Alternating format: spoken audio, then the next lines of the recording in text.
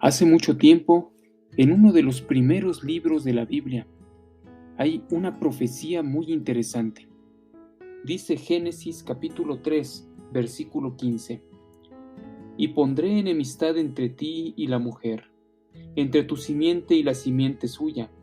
Esta te herirá en la cabeza, y tú le herirás en el calcañar. ¿Qué significa esta profecía? Bueno, desde el momento en el que el primer hombre y la primera mujer pecaron, Dios proveyó de un Salvador. Mire, por favor, con atención, cómo el descendiente de la mujer es el Salvador prometido, y la serpiente representa a Satanás. Dice la Escritura que el Salvador será herido por la serpiente. Será herido, dice, en el calcañar, es decir, una herida dolorosa, una herida fuerte, pero no mortal. Sin embargo, dice que ella pisará la cabeza de la serpiente, es decir, una herida mortal, una completa derrota de la serpiente.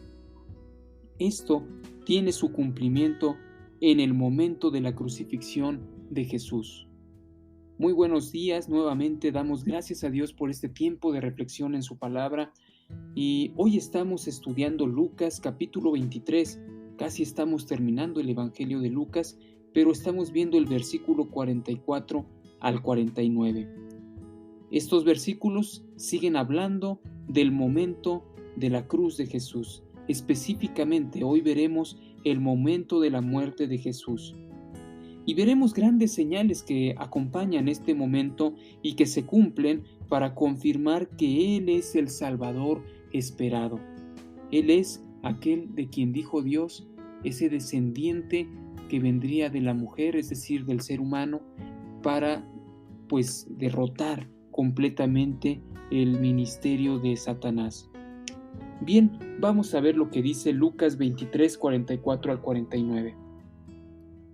Dice la palabra: Cuando era como la hora sexta, hubo tinieblas sobre toda la tierra hasta la hora novena, y el sol se oscureció, y el velo del templo se rasgó por la mitad.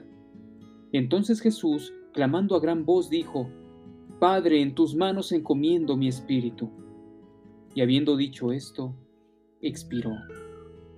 Cuando el centurión vio lo que había acontecido, dio gloria a Dios, diciendo: verdaderamente este hombre era justo. Y toda la multitud de los que estaban presentes en ese espectáculo, viendo lo que había acontecido, se regresaron golpeándose el pecho.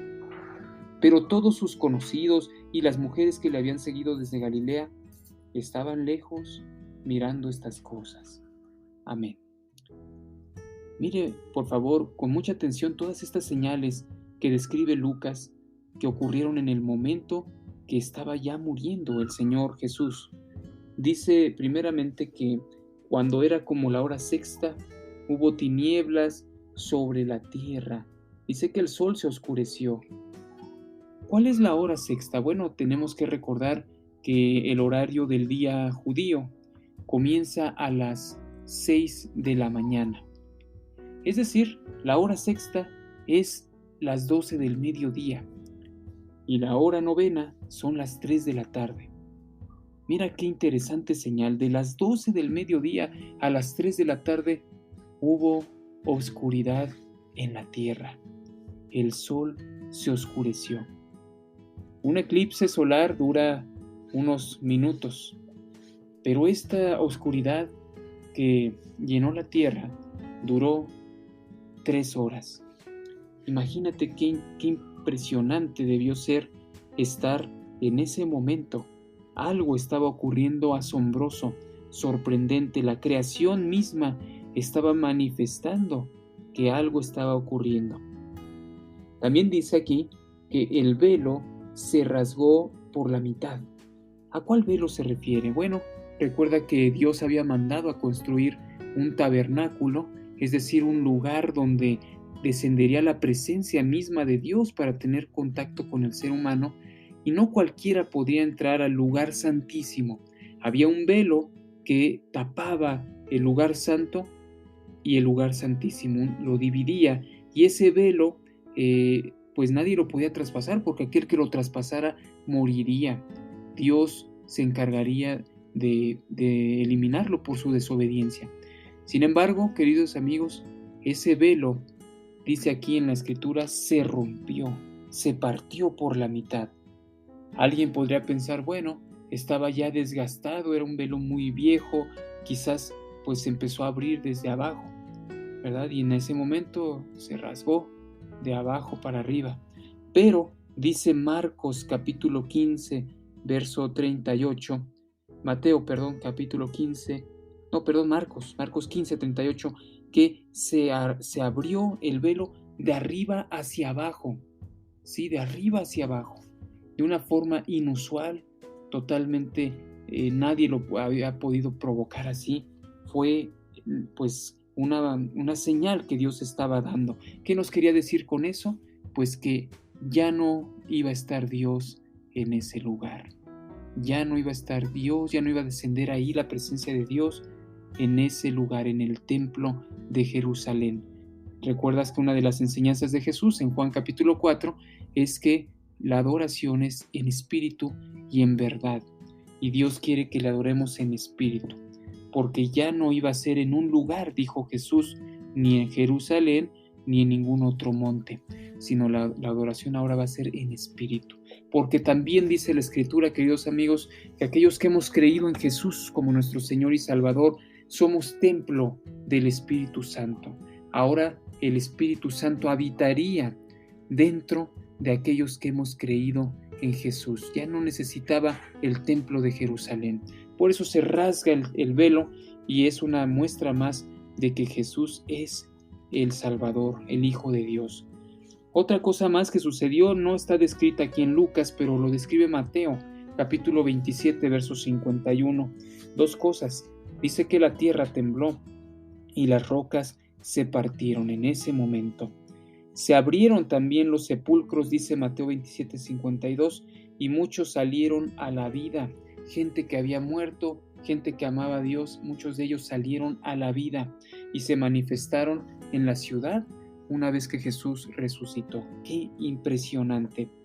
Pero algo que quiero resaltar también en el pasaje de estudio de hoy es este grito de victoria. Dice el verso 46, Jesús, clamando a gran voz, dijo, Padre, en tus manos encomiendo mi espíritu. Jesús estaba gritando, agarró fuerzas, el Señor le dio fuerzas para gritar en ese momento y dijo, en tus manos encomiendo mi espíritu.